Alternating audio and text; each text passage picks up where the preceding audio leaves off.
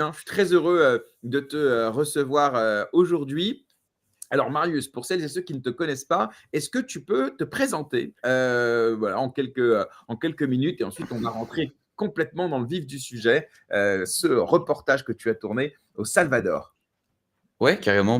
Moi, c'est Marius. Ça fait, plusieurs années que, je côtoie, l'écosystème, crypto et que ça fait plusieurs années maintenant que je me maximalise, du côté Bitcoin et j'ai commencé à travailler avec, le média Cryptost, en fin 2023, je crois. Maintenant, je suis presque un temps plein, si on va dire, avec eux. Donc, j'écris de l'actualité, je fais des vidéos, je participe à leurs lives. J'ai aussi une émission de live, 100 dédiée à Bitcoin, un peu similaire à toi, enfin, c'est en space, sur X et voilà et récemment donc j'ai fait un documentaire, un reportage, sur, le Salvador. Alors, on va Voilà, commencer. j'imagine on en parlera plus Ah ouais, ouais, prochainement.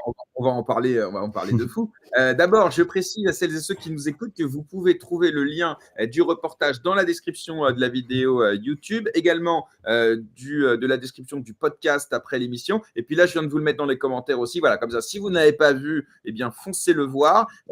D'abord, commencer par la forme. Je l'ai trouvé très bien réalisé. Étant moi-même un passionné de géopolitique, j'ai trouvé en plus qu'il y avait un certain équilibre dans le traitement de l'information. On y reviendra sur voilà, les critiques, etc. Je trouvais que c'était plutôt bien mené. Donc, j'invite évidemment toutes celles et ceux qui ne l'ont pas vu à aller le visionner. En attendant, nous, on va revenir un petit peu. Voilà, j'ai préparé quelques questions pour comprendre un petit peu d'abord les motivations et ensuite les enjeux justement de cette révolution.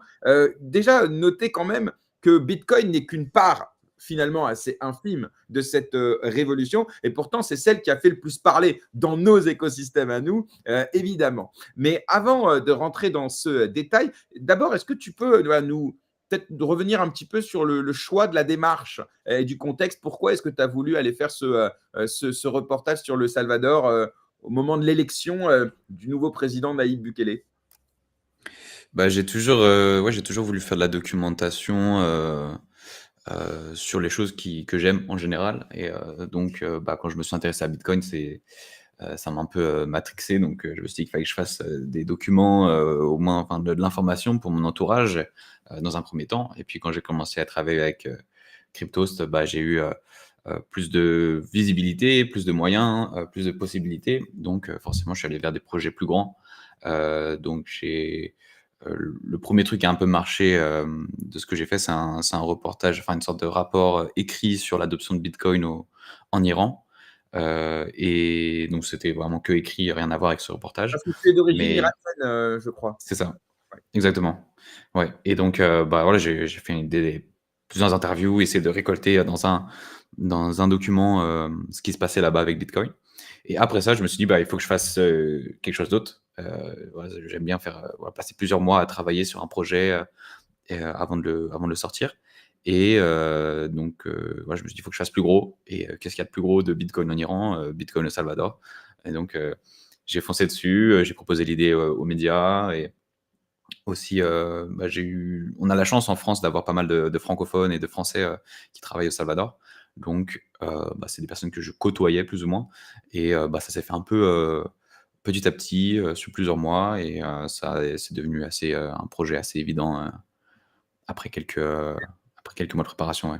Très clair. Alors, le reportage, il est divisé en plusieurs parties et il y en a une qui m'a beaucoup intéressé au-delà de la partie Bitcoin dont on viendra après, évidemment. C'est sur la partie sécuritaire. Tout a été dit sur cette politique menée très répressive, très ferme, mais on apprend dans le reportage des choses voilà, qu'on n'avait pas forcément vues ou entendues avant. Le fait que ça s'est fait en plusieurs étapes, par exemple le fait qu'il y a eu évidemment des dérives sur quelques centaines de personnes, mais en même temps, à côté, une satisfaction plutôt générale. On peut en croire au sondage de popularité. Tu as rencontré des personnes voilà, qui, sur place, ont vécu l'avant, l'après. Est-ce que tu peux nous raconter un petit peu et peut-être voilà, détricoter quelques idées reçues qu'on a sur cette politique salvadorienne de répression et de lutte contre les gangs et les cartels de drogue?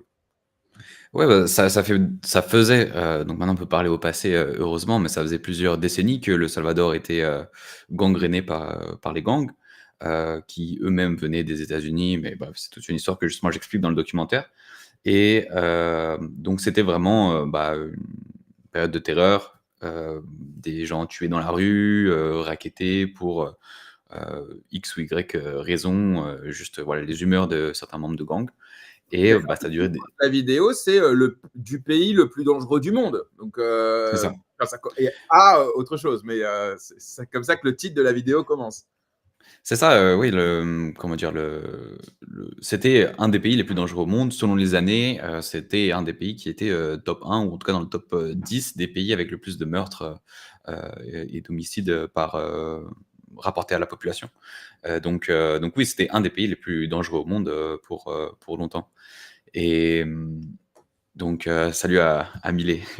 Et Éliminé. qu'est-ce que j'ai et donc oui et en gros, c'était un pays qui était gangréné par les gangs, c'était très compliqué. Il y a eu plusieurs tentatives, d'arrestation et pour mettre fin à ces gangs, qui n'ont pas forcément, fonctionné parce qu'il y avait aussi beaucoup de, corruption entre le gouvernement et les gangs qui faisaient des marchés, et qui maintenaient en fait cette période, enfin ces gangs-là. Jusqu'à ce que donc Nayib Bukele arrive Il y au avait aussi, pouvoir. est-ce qu'il y avait aussi une idéologie peut-être au niveau de la justice, de ne pas être trop ferme enfin, tu vois, pour le coup, si on rapproche avec ce qui se passe en France, où on peut reprocher un certain laxisme judiciaire ou un manque de moyens de l'autorité judiciaire, le manque de places de prison, enfin, l'écosystème n'était pas propice à une réponse hyper massive et hyper répressive, hein, je crois. Ouais, bien sûr, mais j'en parle justement dans le documentaire. Il y a, cette opération qu'on appelle mano dura, donc main ferme, si on peut traduire comme ça en français, qui était donc le président en 2003, qui avait essayé de faire un peu la même chose que Bukele a fait, mais qui a échoué parce que la constitution avait, classé, cette attaque, enfin cet emprisonnement je crois que c'était plus de environ 20 000 personnes, de inconstitutionnel, donc ils ont été relâchés. Et donc, c'est justement la corruption que certains décrivent, certains dénoncent. Et c'est cette corruption-là que les gens ont vu changer avec l'arrivée de Bukele. Et Bukele a fait, on peut rentrer dans les détails, par exemple, il voulait faire passer son projet de loi pour renforcer la sécurité au Salvador, qui allait potentiellement être refusé par l'Assemblée parce que l'Assemblée était constituée de députés qui eux-mêmes étaient soit en lien avec les gangs ou en tout cas qui avaient des intérêts dans ce sens-là, à pas trop déranger les gangs. Comment dire, ils allaient pas forcément, ils étaient contre la politique de Bukele qui était tolérance zéro face aux gangs, lutte contre la criminalité, etc. Et au final, ce que Bukele a fait, je passe pas mal d'étapes pour pas être trop long, mais ce que Bukele a fait, c'est qu'il est rentré dans l'Assemblée nationale du pays, à l'Assemblée législative du pays, accompagné de gardes armés et comment dire, enfin, tout simplement pour forcer l'Assemblée à faire passer son projet de loi de défense et d'augmentation L'État, des quoi. budgets de la défense. Coup d'État d'une certaine manière armé. C'est ça. Mais c'est là où ça nous pose la question, évidemment, est-ce que tous les moyens sont bons? Est-ce que c'était pas un mal nécessaire? En tout cas, quand on voit l'évolution entre temps, enfin, je sais pas, moi, je t'avoue que je me dis que franchement, il y a des fois, ça serait utile et pas qu'au Salvador. Mais donc, alors voilà, donc au niveau sécuritaire, donc on a l'avant, on l'a compris, c'était une catastrophe. Tu pouvais te faire enlever, te faire tuer. Tu ne savais pas si tu allais rentrer chez toi après. Enfin, il y avait. Tu sais, ça aussi, c'est pas propice au contexte familial, au contexte économique. Il n'y a pas de sécurité. Donc, tu ne peux pas développer un écosystème sain si tu n'as pas le minimum de liberté qui est celle de la sécurité. Donc, ça pèse surtout, en fait, je crois. Ouais, Et bien sûr. puis, ensuite, il mène sa politique où, je crois, alors, il y a certains détails que volontairement j'occulte pour laisser les gens aller voir le reportage, hein, parce que ça ne s'est pas fait en une fois, mais aller voir le reportage, c'est vraiment très bien détaillé. Mais donc, il mène cette politique, il emprisonne, je crois, on parle de 80 000 personnes. Tu as des prisons de haute sécurité dans lesquelles les gens, on le voit, on connaît les images, hein, ils sont quasiment torse nu, voire en slip. Ils sont tous tatoués parce que c'est le signe d'appartenance dans les gangs. Et puis, ils ont, je sais pas, ils doivent travailler, c'est militaire. Enfin, voilà, ça rigole pas du tout. Et là, depuis, quand tu interroges ceux que tu as interrogés, hein, finalement, les Salvadoriens voilà, sont plutôt contents des résultats, comme une libération, comme un soulagement. C'est comme ça que tu l'as ressenti? Ouais, bien sûr, bah, pour, reprendre un mot, que j'ai entendu plusieurs fois, c'est, ce mot de renaissance où vraiment ils ont eu l'impression de pouvoir renaître et de pouvoir enfin, bah, goûter à la vie, normale que nous on connaît tous les jours. C'est-à-dire que, avant ça, ils pouvaient pas forcément sortir après 18 heures parce que c'était dangereux, ils pouvaient pas sortir, seuls dans la rue, et donc vraiment le fait que la criminalité baisse autant d'un coup, que ces membres de gangs soient emprisonnés, bah, ça leur permet juste de sortir le soir, ce qui est quelque chose de lambda pour nous Européens, et qui au final est un confort comparé au Salvador, il y a quelques années. Et donc, bah, en étant là-bas, tu vois que les gens redécouvrent, enfin découvrent tout simplement, pas redécouvrent, découvrent tout simplement ce que c'est la vie nocturne, ouais, qui découvrent la place publique, qui peuvent sortir, aller au restaurant, et cetera. Et sachant que comme les membres de gang rackettaient les gens, par exemple les commerces, ils leur demandaient voilà, des sortes de rentes mensuelles, bah, ça aussi permet d'augmenter le pouvoir d'achat. Le fait que les gangs soient terminés, ça permet de augmenter, en tout cas préserver le pouvoir d'achat des Salvadoriens, qui peuvent aussi plus dépenser. Donc autant sur le plan économique, émotionnel, social et sécuritaire, la fin des gangs est plus que bénéfique pour le Salvador. Je pense que c'est indéniable.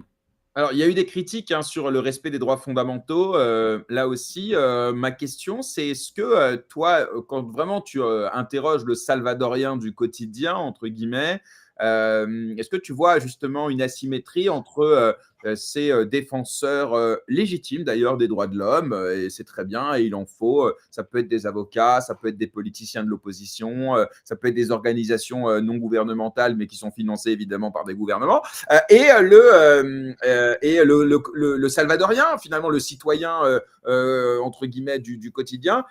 Est-ce que tu vois quand même une asymétrie, ou est-ce que voilà, même dans la population, tu as quand même des gens qui t'ont dit ouais, c'est pas cool, les droits des criminels devraient être respectés, on devrait leur donner à manger 3 fois par jour, enfin tout ça quoi. Non, bah, globalement, je pense qu'ils sont très détachés de ça et c'était des criminels, forcément, ils vont pas être, compatissants, envers eux. Le point le plus problématique, en fait, de cet enfermement de 80 000 personnes, c'est que parmi eux, il y a des personnes qui sont présumées innocentes. Mais c'est en fait, la question d'innocence est assez complexe parce que, tous les membres de gang n'étaient pas forcément tatoués. Donc même une personne non tatouée pouvait être membre de gang ou en tout cas, travailler avec eux, peut-être sous la contrainte, peut-être pas. C'est compliqué à savoir en fait où est-ce que tu mets la limite entre tu aides les gangs et tu ne les aides pas. C'est très complexe. Mais c'est surtout au niveau des innocents où il y a beaucoup de familles qui essayent de récupérer leurs proches et qui eux sont toujours enfermés. Certains présumés innocents sont morts en prison ou sont toujours en prison, sûrement qu'ils sortiront jamais de prison. Mais ça reste vraiment une minorité comparée à ces 80 000 personnes. On parle de quelques Donc, centaines. Hein, il y a c'est ça, il y a environ, on estime, enfin les estimations qui ont été faites, c'est que 300 présumés innocents qui sont décédés en prison, depuis, donc 2022, ce qui est assez, énorme. Ensuite, en nombre d'innocents toujours en prison, c'est assez complexe à estimer. Mais les premières estimations disaient qu'environ un tiers des premiers milliers, arrêtés, dans les premières semaines étaient innocents. Ensuite, par la suite, il y en a beaucoup qui ont été libérés parce qu'il y a eu quand même des jugements, même si les jugements, voilà, il y avait des jugements par groupe où voilà, les gens étaient jugés pas individuellement, donc potentiellement qu'il y a des innocents qui ont été arrêtés. Donc c'est assez compliqué à dire, mais ça reste quand même une minorité des 80 000 personnes enfermées. Non, mais c'est vrai qu'on est partagé entre, évidemment, on comprend ces familles qui veulent récupérer leurs proches dont ils sont convaincus de l'innocence, à tort ou à raison d'ailleurs, mais c'est normal, on se met dans la peau d'une maman, elle ne se pose pas toutes ces questions. Et en même temps, tu te dis que 300 ou 1000 personnes, par rapport au nombre de personnes qui n'ont pas été tuées depuis, par rapport à tout ce que ça a apporté au pays. C'est flippant de penser comme ça parce que tu te dis ça mène à des dérives totalitaires, mais d'un autre côté, tu te dis est-ce que c'est pas voilà, un mal nécessaire? Et moi, j'aimerais avoir ton avis, toi, Marius, qui a baigné un peu là-dedans pendant plusieurs mois. À la fin, toi, tu penses quoi de ça avant qu'on passe à Bitcoin? Est-ce qu'à la fin, tu te dis bah, c'était un mal nécessaire et voilà, ou est-ce que c'était peut-être un peu trop par rapport au rendu. Vraiment, toi qui as vécu le truc dedans, nous, on est à l'extérieur, donc c'est difficile pour nous de se positionner. Ouais, moi je pense que, enfin, arrêter, tous les membres de gang, quitte à ce qu'il y ait certains droits de l'homme qui soient, bafoués, je pense que c'est bien, mais comme j'ai dit juste avant, je pense que le problème c'est au niveau des innocents, c'est comment est-ce qu'on peut vraiment leur garantir une justice? Et je pense que c'est sur ça, ben, j'en parle, enfin, on le mentionne rapidement dans le documentaire, c'est la prochaine étape, pour le gouvernement serait justement de pouvoir libérer ces innocents et s'ils le font, heu bah, ce serait une victoire encore politique, une nouvelle fois, et le gouvernement serait encore plus apprécié par la population. Maintenant, oui, arrêter, enfin, il y a des criminels dans la rue qui tuent des gens, qui traumatisent toute une population pour des décennies. Je pense que respecter leurs droits de l'homme est la dernière des choses qu'il faudrait faire, parce qu'eux-mêmes ne le faisaient pas. Donc peut-être que c'est un Ouais. châtiment raisonnable pour ces personnes-là. Je pense que si on avait été dans des sociétés où on avait encore la peine de mort, par exemple, si on revient dans les années 80 en France, probablement que toutes ces personnes auraient été tout simplement tuées. Donc au final, on peut relativiser comparé à il y a quelques décennies.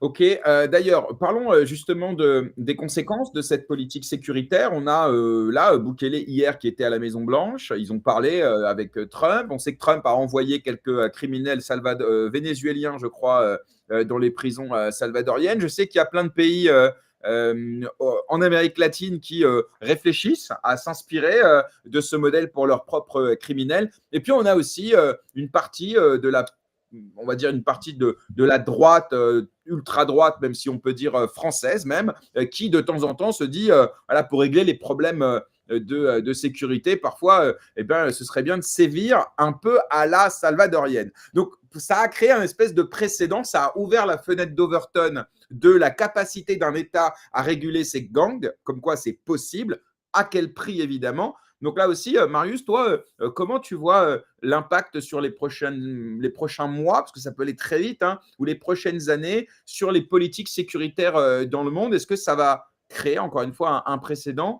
ou est-ce que les contraintes ou les oppositions sont trop fortes? C'est assez difficile à dire. J'aimerais bien avoir une boule de cristal, mais le fait de voir que, bah, Donald Trump aussi utilise, le système carcéral salvadorien pour ses propres, criminels, je pense que ça montre que enfin, ça envoie aussi un message de dire: «Bah, voilà, le système que Bukele est en train de mettre en place, il fait sens».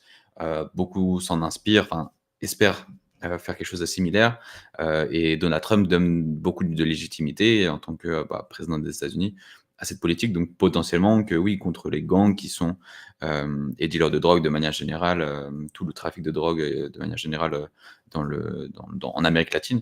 Je pense que oui, la politique de bouclier servira contre ces gangs-là. Maintenant, est-ce que ça permettra de complètement arrêter tout le trafic? Je pense qu'il y aura toujours des moyens, hein, c'est un marché noir, donc il y aura toujours des moyens de passer. Mais je pense et j'espère que ces membres de gangs-là, oui, vont être au moins punis et être, comment dire, que les pays vont mettre fin à ces gangs.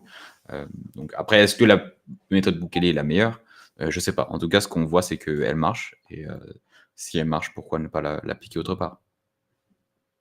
Ok, ouais, je vois, je vois, je vois. En tout cas, vraiment, hein, pour le coup, pour cette première partie du reportage, je vous invite vraiment à aller le voir parce elle est vraiment décrite avec des acteurs du terrain, en fait. Et c'est ça qui est intéressant, évidemment. Alors, après, on va parler évidemment un peu de Bitcoin. Le Salvador a voulu à un moment donné devenir voilà, le pays du Bitcoin. Il y a même une ville qui était censée, je ne sais pas où ça en est d'ailleurs, devenir la ville Bitcoin City ou je ne sais quoi. Est-ce que tu peux voilà, rapidement nous dire un petit peu la volonté initiale, où on en est aujourd'hui et qu'est-ce qui aurait pu être mieux fait voilà, dans les très grandes lignes pour voilà, qu'on ait un peu le retour d'expérience. Ouais, alors la volonté initiale, c'est assez difficile à dire parce que c'est quelque chose qui est assez opaque. Il y a pas vraiment de raison particulière à part de dire, bah, Bukele est un bitcoiner, pour justifier sa loi. Je pense qu'il comprend ce qu'est Bitcoin et donc il a voulu en faire profiter à sa population, une population déjà qui n'a pas de monnaie locale et qui utilise le dollar depuis 2001. Donc ils n'ont pas de politique monétaire. Certains pensent que cette loi a été passée pour comment dire, faire tenir tête au FMI, parce que ça faisait plusieurs années qu'ils étaient en discussion, que le FMI ne voulait pas faire de prêts au Salvador pour les aider financièrement. Et donc certains pensent que c'est voilà, une réponse au FMI. Honnêtement, je ne suis pas 100% convaincu par cette possibilité, mais euh, quoi qu'il arrive, en 2022, il a fait passer cette loi. Bitcoin est devenu monnaie légale au Salvador. Et pour promouvoir cette loi, il y a eu beaucoup de communication qui a été faite, et notamment la création d'un portefeuille qui s'appelle le Chivo, Chivo Wallet. Il y a aussi les distributeurs automatiques Chivo qui permettaient de déposer du cash, retirer du Bitcoin ou l'inverse. Et le problème, c'est qu'il y avait beaucoup de bugs. Il fallait s'identifier, donc faire un KYC, hein, techniquement, comme n'importe quelle plateforme d'échange. En échange, ils recevaient $30 gratuitement. Donc $30, ça peut paraître pas énorme. C'est quoi? C'est peut-être un bon resto sur Paris pour une personne. Mais au Salvador, c'est une grosse partie du salaire. C'est entre 400 et $500 de moyenne par mois. Donc $30, c'est assez conséquent. C'est plusieurs jours de salaire. Et donc voilà, c'était comment dire, il y avait un pouvoir marketing, une force de frappe assez forte dès le début. Tout le monde en parlait, même à l'international. Mais par contre, le Chivo Wallet avait beaucoup de bugs, des personnes ont perdu de l'argent, leur identité a été usurpée, il y a eu beaucoup de vols. Ce qui fait qu'après plusieurs mois, aussi quand le prix du Bitcoin a commencé à descendre, parce que l'annonce a été faite, c'était juste avant qu'on atteigne l'ATH à $69 000 en 2021. Donc le prix du Bitcoin descend et les gens ne comprenaient pas vraiment ce qu'était Bitcoin. On leur a juste dit, voilà, télécharge l'application, on va donner $30 en Bitcoin, sans vraiment savoir ce qu'est Bitcoin. Et donc, le prix descend, ils se font scammer, les gens arrêtent tout simplement d'utiliser Bitcoin depuis 2022-2023. L'adoption est descendue très faible, est devenue très faible à cause de ça. Donc, pour répondre à ta question, ce que moi j'aurais fait à la place, potentiellement, c'est ne pas donner $30 gratuitement, ne pas créer de Chivo Wallet, peut-être donner $10 aux personnes qui, je sais pas, organiser au lieu de dépenser $30 par personne, on utilise cet argent-là pour faire des cours d'éducation, pour payer des gens toute la journée, à faire des groupes de classe, et à la fin, on donne 5 ou $10 aux personnes qui ont suivi. Ce qui est toujours assez motivant, ça peut représenter peut-être la moitié d'une journée de salaire, donc ça peut être assez motivant. Peut-être qu'il y aurait eu moins de personnes qui auraient téléchargé l'application, un portefeuille, moins d'utilisateurs Bitcoin au début, mais on aurait eu des Salvadoriens qui seraient mieux renseignés sur Bitcoin, comment l'utiliser, qu'est-ce que c'est, au moins dans les grandes lignes, sans aller trop dans le technique ou trop dans l'économique ou le financier, peu importe. Mais au moins, on aurait des Salvadoriens qui seraient plus avertis sur ce que c'est. On a le sentiment qu'il y a eu énormément de personnes qui ont des opportunistes en fait de ça, et quasiment personne n'a vraiment compris ce que ça pouvait représenter. Et puis surtout, il y a peut-être des gens aussi qui ont été dégoûtés de Bitcoin pour les mauvaises raisons. À cause justement de ces bugs, les problématiques d'escroquerie autour, etc., qui ne sont pas liées à Bitcoin du tout en vérité, mais dont Bitcoin a souffert au niveau réputationnel, et cela, avant de les onboarder vraiment dans Bitcoin et la blockchain, même en tant que technologie ou qu'avancée technologique, cela, on part pas de zéro, on part de -1 en plus. Donc finalement, c'est pas ouf, quoi. En même temps, moi j'ai du mal à critiquer ceux qui font. Et c'est vrai que c'est les premiers à avoir vraiment voulu mener une politique pro-Bitcoin au sein d'un État. Évidemment, ils n'ont pas fait tout bien, hein, ça c'est sûr, mais ça peut donner peut-être les clés pour d'autres économies qui voudraient développer Bitcoin. Tu as entendu parler d'autres pays qui voudraient s'inspirer en mieux de ce modèle-là? Pas vraiment. Pour mettre Bitcoin en tant que monnaie légale, c'est vrai qu'après l'annonce du Salvador, il y avait beaucoup de rumeurs qui tournaient. Mais par contre, de pays qui en ont vraiment parlé, je crois qu'il y a une candidate à la présidence du Suriname qui a fait pas mal de conférences et qui elle est pro-Bitcoin. J'ai oublié son nom, mais c'est le Suriname si je ne me trompe pas. Après, d'autres pays pour faire passer Bitcoin en tant que monnaie légale, je ne crois pas. Et je n'ai pas l'impression non plus que ce soit une des meilleures choses. Tu n'as pas besoin de mettre Bitcoin en tant que monnaie légale pour que ta population l'adopte. Il suffit juste de ne pas mettre de flat tax sur leur vente, et les gens vont l'utiliser naturellement. Ouais. Et, et voilà. Alors après, le plus gros problème, en fait, c'est que, enfin, c'est un peu ce dont je parle aussi dans le documentaire, c'est que le, comment dire, c'est que la manière dont, avec le Chivo Wallet, par exemple, vu que c'était un portefeuille qui était géré par l'État, en fait, on avait cet entre-deux de dire, bah, ok, c'est Bitcoin, un outil de libération, de liberté, etc. Mais c'est géré par l'État. Donc au final, ça ressemble à une CBDC, ça ressemble à un stablecoin ou peu Ouais, importe, qui c'est est ça. géré par un Ouais. État, qui peut être CBDC censuré. numérique, Donc, ouais. Mmh. ouais, c'est ça. Parce qu'en fait, sur le Chivo Wallet, on pouvait aussi avoir du dollar. Donc les gens en fait devaient se KYC pour utiliser un portefeuille, donc donner leur identité, et tout était relié à leur identité. Il y avait bien sûr photo, identité, enfin, nom, prénom, numéro de téléphone. Donc les gens pouvaient avaient ce portefeuille, non pas de banque centrale, d'une monnaie numérique de banque centrale, mais d'une monnaie numérique d'État, qui était Et ouais, les complètement. commerçants, ils acceptaient Bitcoin ou ils acceptaient Chivo? Pas Bitcoin sur Chivo, du coup. Ouais. D'accord, mais ils La acceptaient pas, majorité. Bitcoin, via un autre wallet?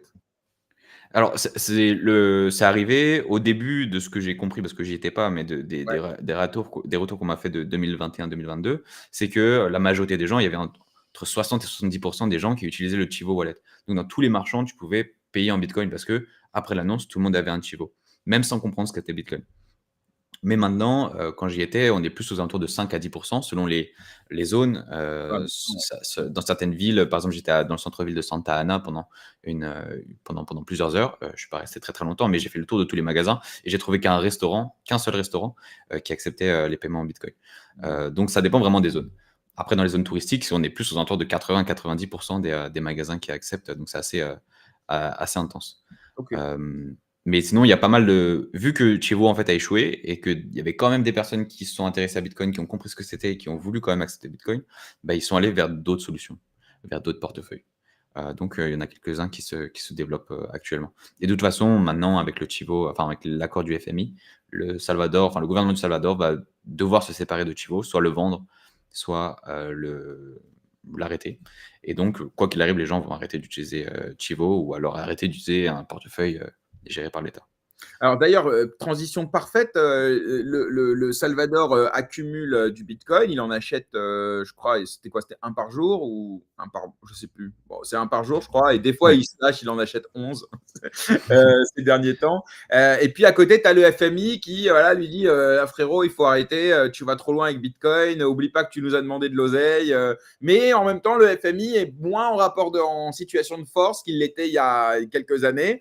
Donc on voit que les compromis sont un peu plus à l'avantage du Salvador. Là aussi, comment toi tu vois la situation, c'est-à-dire en gros le Salvador face aux institutions internationales dont il dépend encore économiquement, parce que même si l'économie va mieux, voilà, elle a quand même besoin de se financer, quoi. Ouais, bien sûr. Bah, je pense que c'est le point en fait le plus intéressant à étudier quand on parle du Salvador. Bitcoin, au final, comme tu disais au début, c'est une pièce du puzzle au final. Et donc beaucoup pensent justement que Bukele a fait passer la loi pour justement la loi Bitcoin, faire de Bitcoin une monnaie légale pour justement se permettre de négocier avec le FMI. Et donc le pays est forcément encore très dépendant de ça. Et donc pour expliquer en fait le FMI veut comment dire, gagnent en pouvoir et gagnent de l'argent tout simplement en donnant des prêts, parce que les intérêts leur sont repayés. Et le Salvador, eux, gagnent parce qu'ils ont une aide financière. Et le problème, c'est que avec Bitcoin en tant que monnaie légale, le FMI a pendant des mois dit qu'il y avait un risque systémique sur toute l'économie salvadorienne, alors qu'ils ont investi qu'une petite partie, que quelques millions sur plusieurs milliards du PIB dans Bitcoin. Donc, bref, ça c'est un autre sujet.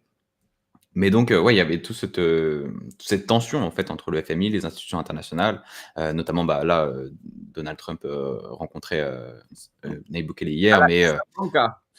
ouais, à la Maison Blanche mais ça faisait plusieurs mois, pendant sa campagne même, que, Trump, parlait en mal, de Bukele et de sa politique et cetera. Mais là, bizarrement, ils sont potes. Donc, en fait, on voit qu'il y a un peu tout qui est en train de changer et que, la loi Bitcoin, en fait, donc avec les accords qu'ils ont fait avec le FMI, certains articles de la loi Bitcoin ont été, retirés et j'ai l'impression que ces articles-là, qui ont été retirés, ont servi de monnaie d'échange, face au FMI et que s'il n'avait pas passé la loi dans un premier temps en 2021, il n'aurait pas pu faire cette monnaie d'échange aujourd'hui et avoir ce prêt de 3,5 milliards de dollars de la part du FMI À et la base, d'autres c'était institutions. 2 et je crois qu'ils ont rajouté 1,5 dans la boucle. Hein. J'avais vu ça récemment. Donc, c'est pour ça que finalement, c'est plutôt bien négocié.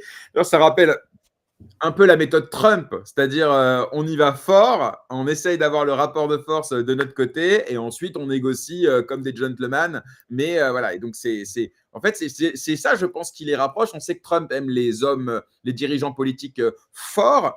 Il aime aussi ceux qui aiment voilà, le rapport de force.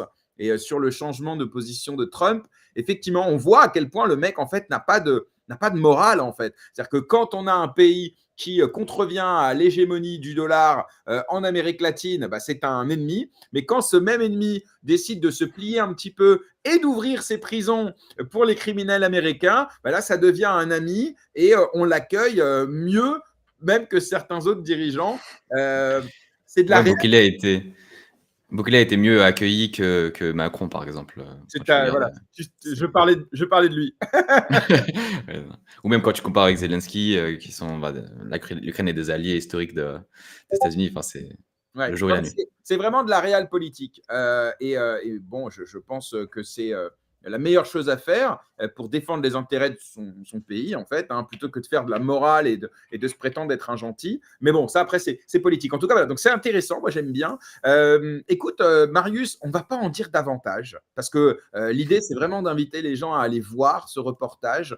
Il y a plein de pépites, il y a plein de déclarations vraiment inédites. Ça permet vraiment de casser un peu certaines idées reçues et en même temps, et bravo pour ça, avec un certain équilibre. On n'est pas dans le dogme de Bukele, c'est un génie, et en même temps, on ne tombe pas dans la facilité de dire c'est un dictateur sans vergogne. Donc, j'ai aimé cet équilibre. Bravo pour ça. Peut-être pour Merci. terminer, Marius, est-ce que tu aurais une petite anecdote, quelque chose que tu n'as pas pu mettre dans le documentaire, quelque chose qui t'est arrivé, que tu n'as peut-être pas partagé ailleurs et que tu voudrais partager ici avec celles et ceux qui nous écoutent? Voilà, c'est compliqué à dire. Une meuf, Euh, une soirée, je sais pas, un truc un peu qui t'est arrivé au Salvador, une rencontre qui t'a plus marqué qu'une autre. euh, je sais pas. Enfin, il y a pas mal de choses que je pourrais te dire. Après, qu'est-ce qui serait le plus pertinent? Je suis pas trop dans les soirées, etc. Donc, je suis pas beaucoup sorti. Ok. Mais je sais pas. Qu'est-ce que je pourrais dire? Ah, t'es Une pas. rencontre. Bon, la prochaine fois, c'est pas. Non, je peux te dire un truc. Allez. Enfin, il y a beaucoup d'expatriés au Salvador, et j'ai rencontré pas mal bah, justement d'expatriés qui viennent des États-Unis, du Canada, qui viennent s'installer là-bas, qui sont assez spéciales, et tu sais, qui viennent un peu en mode ah, je suis un super américain, qui vient et qui patronne un petit peu les gens sur place, et je trouve ça un peu dommage.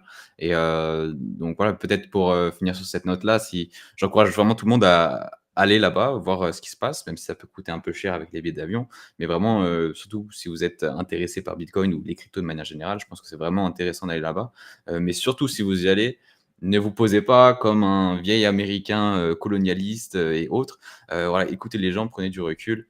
Je pense que voilà, c'est le plus important. Et je vois Ouais. qu'il y a Millet qui parle de Pupusa. En effet, Pupusa, c'était C'est une belle quoi rencontre. tout Mais ça? Pupusa, c'est une. Enfin, Pupusa, en fait, c'est une spécialité salvadorienne. C'est de D'accord. la nourriture. Mais il y a une personne qui a pris ce pseudo-là pour s'appeler, qui s'appelle Ok. Pupusa SG sur Twitter. Et qui est un éducateur donc, qui enseigne Bitcoin dans les lycées salvadoriens. Et qu'est-ce que je veux dire. Et donc, c'est une personne. Enfin, c'est vraiment un gars incroyable, très intéressant avec qui discuter, qui est dans le documentaire d'ailleurs. Et.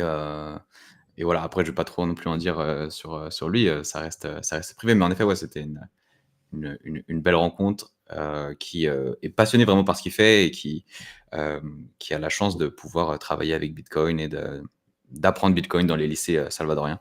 Moi, j'aurais rêvé être son élève il y a quelques années. Ça aurait été incroyable. Eh ben, écoute, merci beaucoup, Marius. Bah, Vraiment, merci à toi pour l'invitation. ouais, vraiment, c'était hyper intéressant. Est-ce que tu sais déjà ta prochaine destination? Pour l'instant, c'est que au stade d'idée, donc je vais pas trop en dire. Ok. Mais ouais, Eh ben, écoute, on va te souhaiter plein de belles choses et puis eh bien, à bientôt dans l'émission et passe une très très belle merci. journée. Salut Marius. Salut.